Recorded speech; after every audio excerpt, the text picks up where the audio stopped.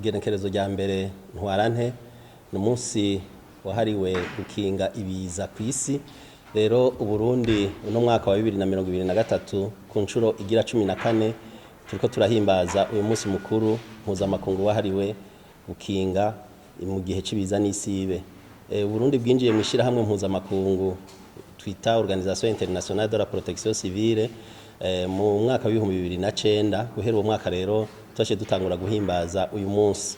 Ihimbazo ry'uyu munsi nakaryo keza ko kumenyekanisha ibikorwa igisata kijejwe gukinga ibiza igikora, akamaro k'ico gisata mu gukingira abantu igihe cibiza n'isibe, mu gukingira ivyabo no mu gukingira ibidukikije. Ni nakaryo keza ko kwirimbura tukaraba ivyo tumaze gukora, tukaraba ingorane twagize, mbere tukiha n'ihangiro ry'ico dutegerezwa gushika ku muti. None muravye mukagereranya no ku mwaka uheze mubona habaye impinduka nki iki gisata kijeje gukinga ibiza no gutabara vyashikiye cakoze vyinshi muri uyu mwaka uheze.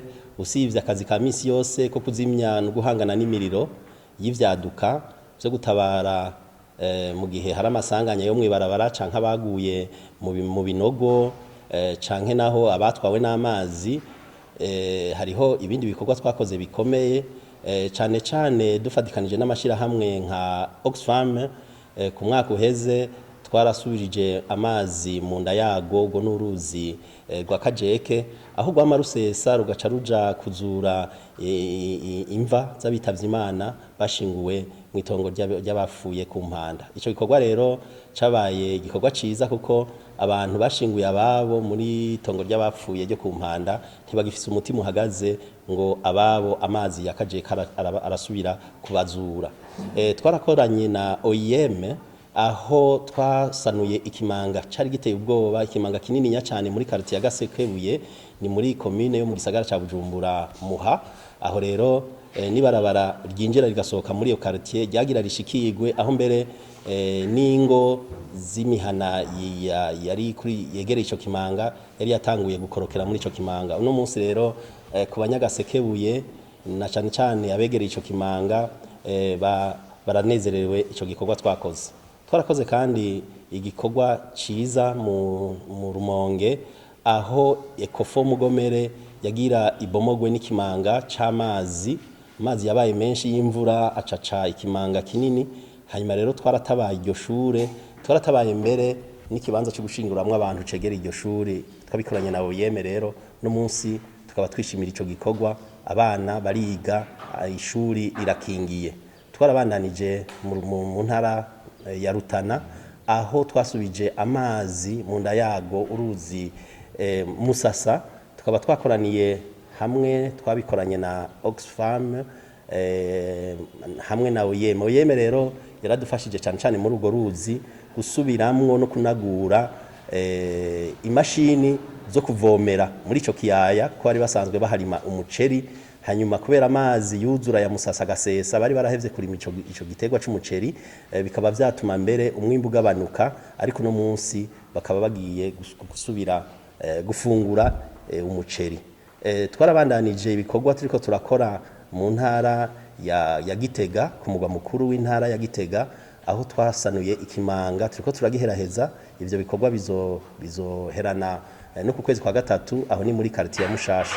Hariho n'ikindi gikorwa aho nyene muri quartier ya Swahili ku barabara rya gatanu, aho haheze ukwezi hatanguye ibikorwa byo gusubiramwo ikimanga kinini cyane cari giteye umutima uhagaze abantu bacegereye mu ntara ya Gitega. Hariho tubisabwe na buramatari w'intara ya Ngozi, hariho ikimanga naco nyene tugira tusanure muri Ngozi ku mugwa mukuru, kandi tukazosanura n'ikindi kimanga kinininya muri commune Buganda, ku mugwa mukuru w'ikomine ya Buganda mu ntara ya Cibitoke. Ivyo ni bikeya muri vyinshi twakoze. Nshaka rero kuvuga yuko habayeho intambwe nininya iboneka ugereranije n'umunsi twahimbaza uyu munsi nk'uyu ku mwaka uheze. Nkaba mfatiye rero n'uno munsi muri ico kiringo c'umwaka, nkaba mbona vy'ukuri yuko twakoze ibikorwa vyinshi. Ariko rero naho twakoze ibikorwa vyinshi turafise intambamyi ya mbere nuko dufise ubukene bw'abakozi mu bitigiri, hanyuma n'abakozi b'abahinga ntiturabaronka. Tukaba dusaba ubushikiranganje dukukira yuko na ntaryo igihe bahejeje kwiga abapolisi muri vya bigo vyo kwigisha abapolisi yuko bokwamana ntaryo baduha n'imiburiburi abapolisi 100 barimwo abapolisi bato ivyongerezi by'intwazangabo hamwe n'intwazangabo kugira ngo tubigishe ubuhinga bwo gutabara mu gihe cibiza n'isibe. Turafise ikigo cyo gutabara twita Centre National d'Opération d'Urgence gisanzwe carategekanijwe no muri wa mugambi w'iterambere ry'igihugu turiko turashira mu ngiro kuva muri 2018 gushika muri 2027, ariko ico kigo ntikiratangura gukora. Ico naco nyene ni intambamyi. Turafise ikigega leta y'u Burundi yashizeho mu mpera z'umwaka wa 2020. Ico kigega kikaba gikukira ibiro vy'umushikiranganje w'intwara yo hagati mu gihugu iterambere rusange n'umutekano, ariko ico ubwo buryo twita Fonds de réduction des risques de catastrophe kikaba kitaratangura gukora.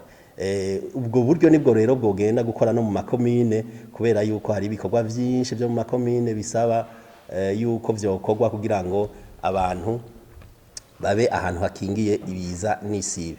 Turatera kamo cyane rero ubushikiranganje mu byo bujejwe harimwo inyubako yuko vy'ukuri bosubiramwo ingene bategura ahantu ho kubaka ivyo twita viabilisation. Uravye no munsi abantu barasiga ubwo bushikiranganje mu kuja kurondera aho baba, ugasanga barubatse ahantu, ugasanga quartier yaravutse, hanyuma rero kubera hubatse nabi atabikorwa vyabaye byo kuhatunganya, ugaje usanga rero abantu bariko barahura n'imyuzurira, bariko barahura nibiza bitandukanye kubera yuko atabikorwa vyibanze vyakozwe kugira ngo abantu bashobore kubaka ahantu hatunganije. Uravye nko mu Gatumba ngene hameze, n'abantu bagiye barahiha barahubaka, uno munsi bama bari mu myuzurira bamana intekera ku mutwe kuko Gatumba hahurira amazi y'ikiyaga Tanganyika yaduze, hagahurira amazi ya Rusizi. Nivyo leta n'umuvyeyi naco gituma turiko turakora ibikorwa vyinshi vyabarya abantu. Twatanguye dufatikanije na OIM turabaha uburyo abantu bari baba mu nzu bapanze zitari ziwabo. Abo rero baragiye, yari imiryango 1916. Twarihaye uburyo bwo gupanga amezi 3. Tuti nyuma y'amezi 3 muzoca mubandanya ingene murondera ingene mubaho. Dusigara n'imiryango amazu yabomotse yarayi wabo.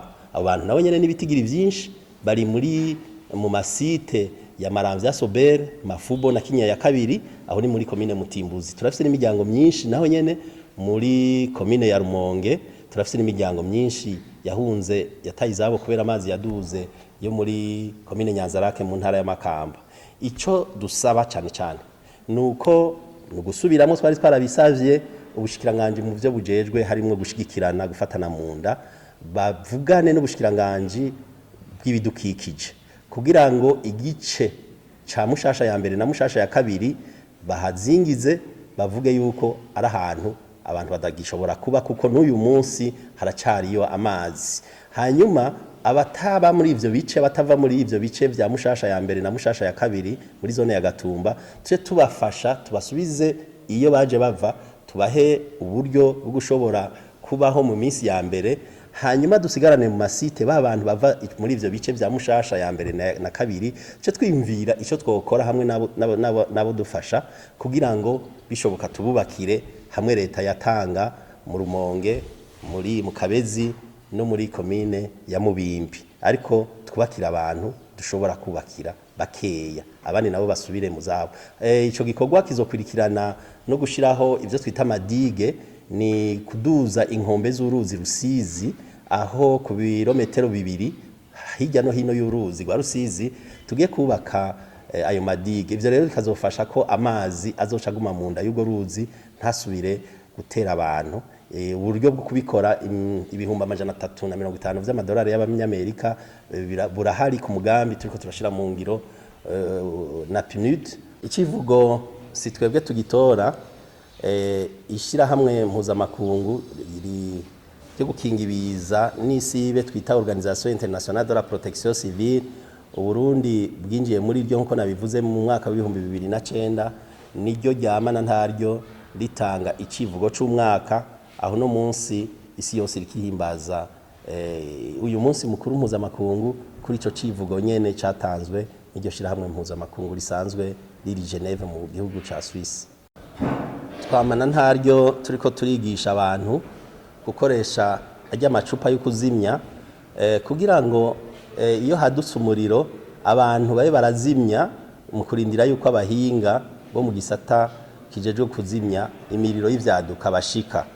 Turigisha rero ugwaruka rutandukanye, hari habari mu mashirahamwe tumaze kwigisha za route and shoot za APE, taravyigishije mbere n'abakorera mu bushikiranganje canke mu bisata hasanzwe hahurira abantu benshi, ariko ni igikorwa tuzobandanya mbere tukaba tugiye kugurura ico twita journée porte ouverte de la protection civile, aho tuzotora umunsi tukagira tuti umunsi wa kane canke wa gatatu tuzokwama twakira abantu bavyifuza kugira ngo tubigishe gukoresha bijya bicupa vyo kuzimya kugira ngo abantu babimenyere kubikoresha, ko ari naho usanga biriho ku mazu mugabo atabantu babizi kubikoresha bahari.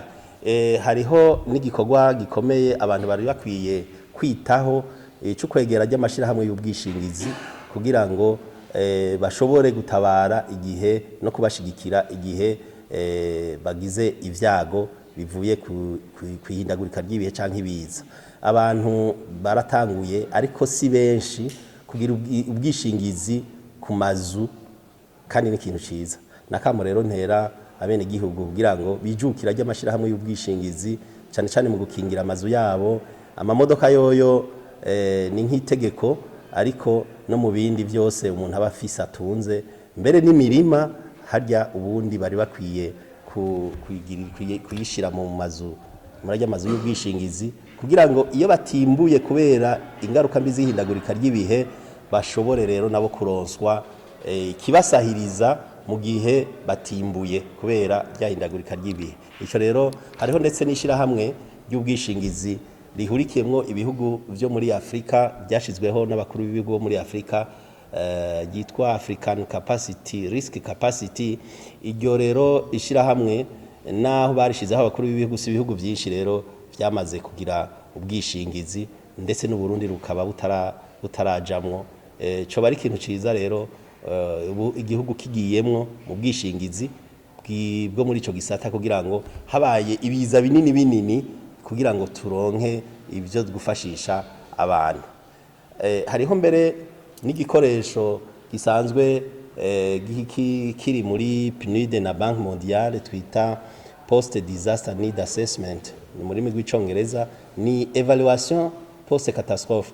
Ico gisata ico gikoresho rero iyo leta icemeye gica gifasha iyo habaye ikiza kinini nk'ayamazi ya Tanganyika yaduze muri 2021 bica bifasha yuko baca bashobora kurondera uburyo hirya no hino bwo gushobora kubaka ivyasambutse. Uno munsi twebwe rero mu gukora ibi bikorwa byo guhangana n'ibiza n'isibe ntiturashobora kugara umuzingi, turashobora kugara umuzingi kuko duhera ku nteguro tukitegura tutimbikiza n'icaba tuzokora iki, hanyuma tukagira ico twita réponse, no kuvuga ni nyishu dutanga igihe kije.